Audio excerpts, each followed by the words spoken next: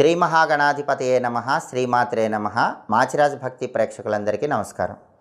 అక్షయ తృతీయ రోజు పూజ ఎలా చేస్తే ఐశ్వర్యం కలుగుతుందో ఈ వీడియోలో మనం తెలుసుకుందాం. వైశాఖ మాసంలో శుక్లపక్షంలో వచ్చే తదియ తిథిని అక్షయ తృతీయ అనే పేరుతో పిలుస్తారు. ఈ అక్షయ తృతీయకు ఉన్న ప్రత్యేకత ఏంటంటే, అక్షయ తృతీయ రోజు కొద్దిగా జపం చేసినా, కొద్దిగా దానం చేసినా అది అనంతమైన ఫలితాలు కలిగింపజేస్తుంది. దుర్ముహూర్తము, వర్జ్యము ఇవన్నీ చూసుకోకుండా అక్షయ తృతీయ రోజు మీరు ఏ పని ప్రారంభించినా సరే ఆ పని ఖచ్చితంగా విజయవంతం అవుతుంది.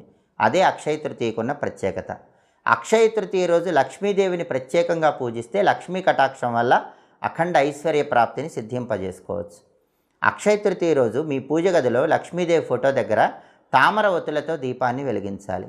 ఆ తర్వాత కుబేర ముగ్గు లక్ష్మీదేవి ఫోటో దగ్గర